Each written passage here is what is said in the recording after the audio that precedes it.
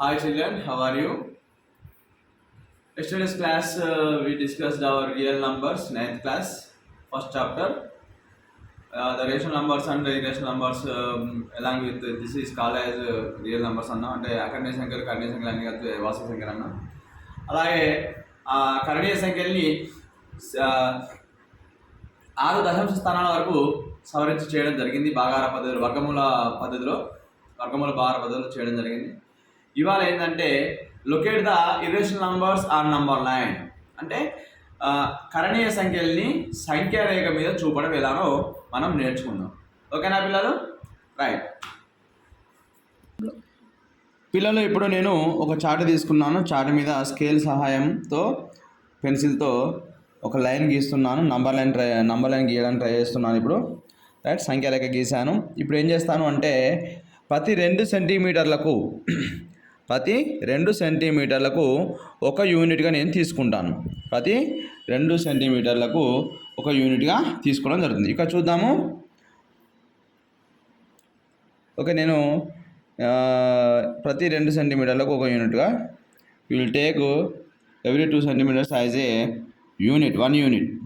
Okay right పిల్లలు.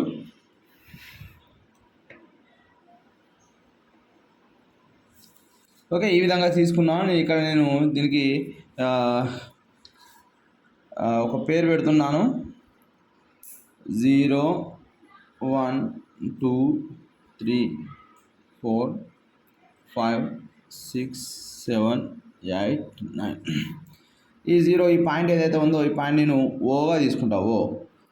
అలాగే అంటే ఇక్కడ ఒక యూనిట్ తీసుకుంటాను నేను. ఒక యూనిట్ ఇక్కడ ఈ 1 అనే బిందువును ఏం చేస్తున్నాను అంటే దీని పేరు ఏగా గుర్తుంచుకున్నాను. ఓకే, ఇప్పుడు నేను ఏం చేశానంటే ఓఏ ఈజ్వల్ ఎంత ఇక్కడ అంటే 1 యూనిట్.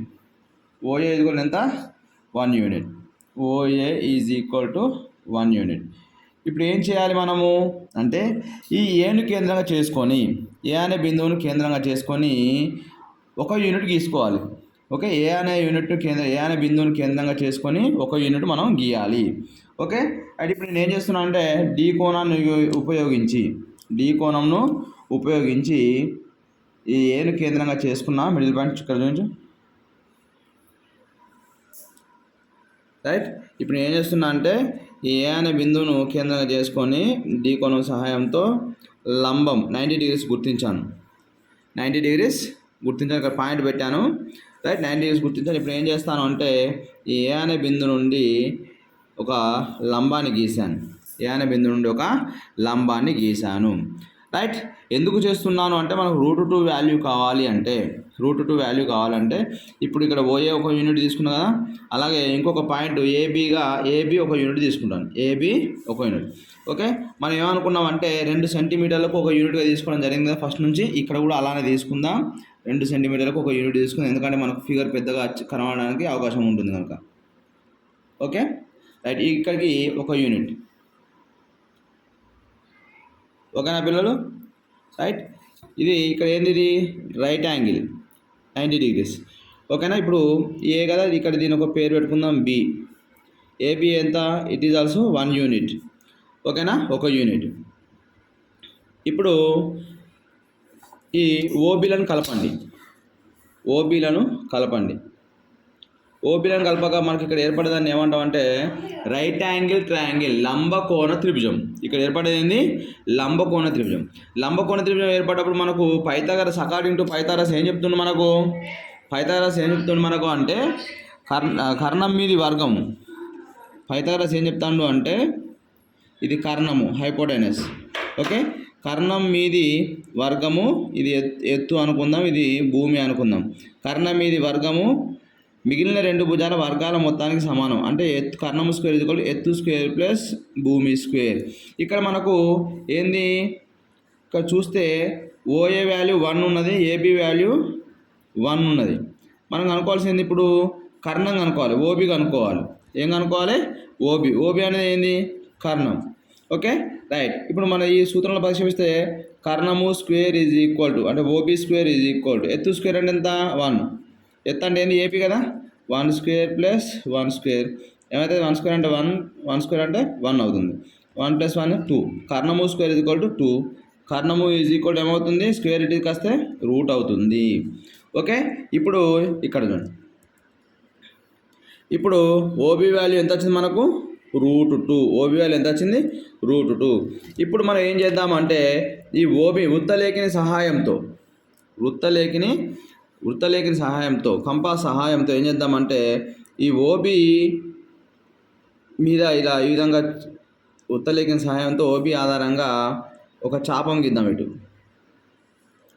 ఓకే, ఎక్కడ అంటే 1కి 2కు మధ్యలో మనకు ఇక్కడ పాయింట్ రావడం జరిగింది. ఓకేనా, అంటే 1కి 2కు మధ్యలో 1.5 ఉంటుంది. 1.5 కన్నా తక్కువనే, ఫర్ ఎగ్జాంపుల్ ఇది 1.5 ఉండే అవకాశం ఉంది. 1.5 కన్నా తక్కువనే ఉంది. ఓకే, ఏంటంటే దీని విలువ 1.414 అట్లా మనం √2 వాల్యూ మనకు తెలుసు 1.414 కదా, అదే మనకు వచ్చినట్టు ఇక్కడ మనం దీన్ని √2ని ఈ విధంగా సంఖ్యారేఖ మీద సూచించడం జరుగుతుంది. ఓకేనా పిల్లలు, నెక్స్ట్ ఏం చేద్దాం, √3 కావాలి. ఓకేనా, √3 కావాలంటే ఏం చేయాలి, నెక్స్ట్ ఏం చేయాలి అంటే ఇప్పుడు బీను కేంద్రంగా చేసుకొని ఈ బి అనే దాన్ని కేంద్రంగా చేసుకొని ఒక లంబరేఖను గీయాలి, ఒక లంబాన్ని గీయాలి. ఏం చేద్దాము, ఇప్పుడు చూడండి బి ఉంది కదా, ఈ వృత్తలేఖని ఈ మిడిల్ పాయింట్ ఇక్కడ బి మీద బి బిందు వద్ద కేంద్రీకరించండి. ఇప్పుడు ఏం చేయండి అంటే 90 డిగ్రీస్ ఎక్కడనో 90 డిగ్రీస్ పాయింట్ పెట్టుకోండి. ఓకే, నేను 90 డిగ్రీస్ పాయింట్ పెట్టాను, 90 డిగ్రీస్ ఇక్కడ పాయింట్ పెట్టాను. ఇప్పుడు వృత్తలేఖని తీసి ఈ బి బిందువు గుండా లంబాన్ని గీయండి. బి బిందువు గుండా లంబాన్ని గీసాను. లంబాన్ని గీసినాక ఏం చేయాలి, మళ్ళీ మనకి ఇక్కడ 2 మీటర్స్ మన 1 యూనిట్ కావాలి. ఓకేనా, ఇక్కడ ఏమవుతుంది, ఓబి అనేది భూమి అవుతుంది. ఇక్కడ ఒక ఎత్తుని గీయాలి, ఎంత, 1 యూనిట్ తీసుకోవాలి. మళ్ళీ ఎంత, 1 యూనిట్ అంటే మనం 2 సెంటీమీటర్స్ అని చెప్పుకున్నాం కదా ఫస్టే. రైట్, 2 సెంటీమీటర్ దూరంలో అయితే ఒక 1 యూనిట్గా తీసుకున్నాము. రైట్, ఇప్పుడు దీని పేరు పెడదామంటే సి పెడదాం, దీన్ని సి అనే బిందువు అందాం. ఓకే, ఇప్పుడు ఓబి అనేది ఏమవుతుంది, భూమి అవుతుంది. బీసీ అనేది ఎత్తు అవుతుంది. ఓబి అనేది ఏమవుతుంది, ఓబి అనేది భూమి అవుతుంది. బీసీ అనేది ఎత్తు అవుతుంది. ఇప్పుడు ఏం చేద్దామంటే ఈ ఓసీలను కలుపుదాం. ఓసీలను కలపగా మనకి ఇక్కడ ఒక లంబకోణ త్రిభుజం ఏర్పడుతుంది. మళ్ళా ఓబీసీ అనే ఒక లంబకోణ త్రిభుజం ఏర్పడినది. మరి ఇప్పుడు ఓసీ వాల్యూ ఎంత అంటే ఇక్కడ చూద్దాం. రైట్, ఇక్కడ మనం ఒకసారి చిన్న రఫ్ డయాగ్రామ్ వేద్దాం. మనకి ఈ విధంగా వచ్చింది కదా, OB1 BC1. ఓకే, ఇది భూమి అందాము, ఇది ఎత్తు అందాం. మనం ఏం అనుకోవాలి, హైపోటెనస్ అనుకోవాలి. ఓకేనా, according to Pythagoras formula in a right angle triangle the hypotenuse square is equal to sum of squares of other sides. Okay, right, ఇప్పుడు ఏం చేద్దాము, ఈ ప్రకారంగా ఇక్కడ మనం హైపోటెనస్ స్క్వేర్ అనుకోవాలి కదా. Hypotenuse square is equal to 1 square plus here OB is √2. OB value ఎంత, √2. ఓకేనా, √2 స్క్వేర్ ప్లస్ మంచిగా రాద్దాం, hypotenuse square is equal to √2 square plus height ఎంత, 1 స్క్వేర్. √2 స్క్వేర్ అంటే స్క్వేర్ రూట్ క్యాన్సిల్ అయితే 2 అవుతుంది. 2 + 1 స్క్వేర్ అంటే 1 అవుతుంది. h square is equal to 3 అవుతుంది. h is equal to square ఇది కలితే √3గా మారిపోతుంది. h వాల్యూ ఎంత, √3. ఓకే, ఇక్కడ చూసి ఇప్పుడు హైపోటెనస్ ఎంత వచ్చింది, √3 వచ్చింది కదా ఓసీ వాల్యూ. మరలా సేమ్ వృత్తలేఖని సహాయంతో ఓసీని ఈ విధంగా వృత్తలేఖని సహాయంతో ఓసీ మీదుగా ఒక చాపాన్ని గీయాలి. చాపాన్ని గీస్తే మనకు తెలుసు √3 వాల్యూ 1.73 అనగా, అంటే 1.5 కన్నా ఎక్కువనే వచ్చినది. ఓకే, ఈ విధంగా మనం √3ని సంఖ్యారేఖ మీద సూచిస్తాము. అంటే మనం అప్రాక్సిమేట్లీ 1.5 కన్నా ఎక్కువ అంటే 1.6 1.7గా మనం చెప్పవచ్చు. ఓకేనా, రైట్, ఇప్పుడు నేను చివరగా √4 వాల్యూ చెప్తాను. √4 అనేది నెక్స్ట్ √4 అనేది కరణీయ సంఖ్య కాదు, కానీ √4 అనేది అకరణీయ సంఖ్య కదా.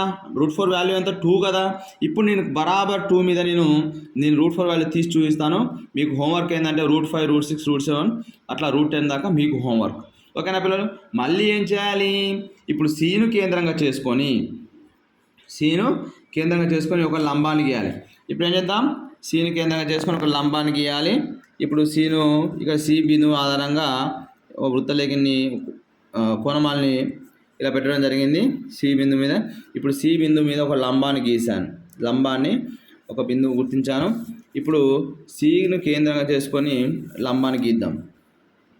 సిని కేంద్రంగా చేసుకొని లంబాన్ని గీయడం జరుగుతుంది. ఒక పర్పెండిక్యులర్ లైన్ గీసాము. గీసాక ఇప్పుడు ఏం చేద్దాం, సిని కేంద్రంగా చేసుకొని సిడి ఒక యూనిట్గా ఉండేటట్టు చూద్దాం. సిడి ఒక యూనిట్ అంటే మనం 2 సెంటీమీటర్లు తీసుకోవాలి స్కేల్ సహాయంతో. ఓకే పిల్లలు, ఇప్పుడు ఇక్కడ బిందువు గుర్తించాను, దీని పేరు డీగా పెట్టుకుందాం. ఓకే, ఇదంతా 1 యూనిట్. ఎంత ఇది? 1 యూనిట్. ఇప్పుడు ఏం చేద్దాం, మళ్ళా ఈ ఓడిని కలిపేద్దాం. ఓడి బిందువులను కలపగా మరలా మనకు ఒక లంబకోణ త్రిభుజం ఏర్పడ్డది. మరలా మనకు ఒక లంబకోణం ఓసిడి లంబకోణ త్రిభుజం ఓసిడి. ఇప్పుడు గీసుకుందాం ఇక్కడ మనం పిల్లలు. ఓసిడి లంబకోణ త్రిభుజం ఒక రఫ్ వర్క్ చేద్దాం. ఓసిడి. ఓసి ఎంత ఇక్కడ? √3. ఓసి ఎంత ఇక్కడ? √3. ఓకేనా? రైట్, ఇక్కడ రాసుకుందాం √3. CD value 1. మళ్ళీ ఇక్కడ మనం ఏం కనుక్కోవాలి? హైపోటెనస్ కనుక్కోవాలి. Same formula, Pythagoras formula. Hypotenuse square is equal to భూమి స్క్వేర్ ప్లస్ ఎత్తు స్క్వేర్ కదా. భూమి అంటే ఏంది? √3 హోల్ స్క్వేర్ ప్లస్ ఎత్తు అంటే ఏంది? 1 స్క్వేర్. స్క్వేర్ రూట్ క్యాన్సిల్ అయితే 3, 1 స్క్వేర్ అంటే 1. ఎంత? 3 + 1 4. Hypotenuse square is equal to 4. Hypotenuse is equal to square root పోతే రూట్ అవుతుంది √4 వాల్యూ 2. ఓకే, ఇప్పుడు నేను సంఖ్యారేఖ మీద ఈ 2 మీద వచ్చే విధంగా చూద్దాం. √4 ఇక్కడ ఓడి వాల్యూ ఎంత వచ్చింది మనకు? √4 వాల్యూ ఎంత? 2 వచ్చింది కదా. ఈ 2 ఇక్కడ 2 అనే దాని మీద మనకు ఖండించాలి. ఓకేనా? ఇప్పుడు వృత్తలేఖని సహాయంతో ఓడి మీదుగా మరొక చాపాన్ని గీద్దాం.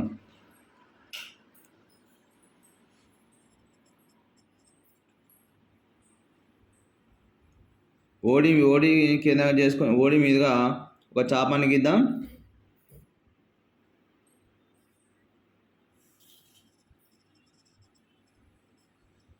ఓకే, వచ్చింది కదా మనకు 2 మీదకి. ఓకేనా పిల్లలు? రైట్, ఇట్లా 2 కనబడుతుంది కదా, 2 దగ్గరకు వచ్చింది కదా, అంటే √4 వాల్యూ 2 కదా. 2ను ఈ విధంగా సూచిస్తుంది. మరలా మీరు ఏం చేయండి, ఇక్కడ డీని కేంద్రంగా చేసుకొని కోణమాల సాయంతో డి వద్ద ఒక లంబకోణాన్ని చూసి మళ్ళీ ఒక 1 యూనిట్ తీసుకొని చేస్తే నెక్స్ట్ √5, √6, √10 వాల్యూ వస్తుంది. ఇది మీకు హోంవర్క్. ఓకేనా పిల్లలు? అర్థమైందా? మీరు ఏం చేయాలంటే ప్రతిసారి ఈ విధంగా పైథాగరస్ సూత్రం ప్రకారంగా ఇవి చేయాలి. పైథాగరస్ సూత్రం ప్రకారంగా ఇలా చేసుకుంటూ మనం హైపోటెనస్ కనుక్కోవాలి. హైపోటెనస్ కనుక్కుంటే దాన్ని కనుక్కున్న తర్వాత దాన్ని వాటి బిందు మీదుగా మన ఒక చాపాన్ని గీస్తే మనకు వాటి వాల్యూస్ వచ్చే అవకాశం ఉంటుంది. ఓకేనా పిల్లలు? ఒకసారి స్కెచ్ అందుకో. మనము గీసినటువంటి √2, √3, √5, √4 వాల్యూస్ను ఒకసారి నేను స్కెచ్ల రూపంలో సూచిస్తున్నాను.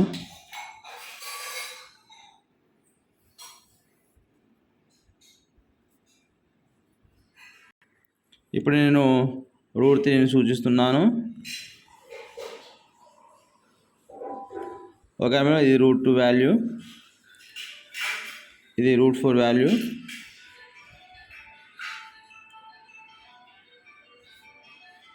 ఓకే, మీరు ఒక్కొక్క రేఖకు ఒక్కొక్క స్కెచ్తో గీస్తే అందంగా కనబడుతుంది.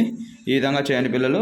అలాగే మీరు √5, √6, √7 వాల్యూస్ మీరు సంఖ్యారేఖ మీద సూచించవలను. ఓకేనా? ఇదే మీకు హోంవర్క్.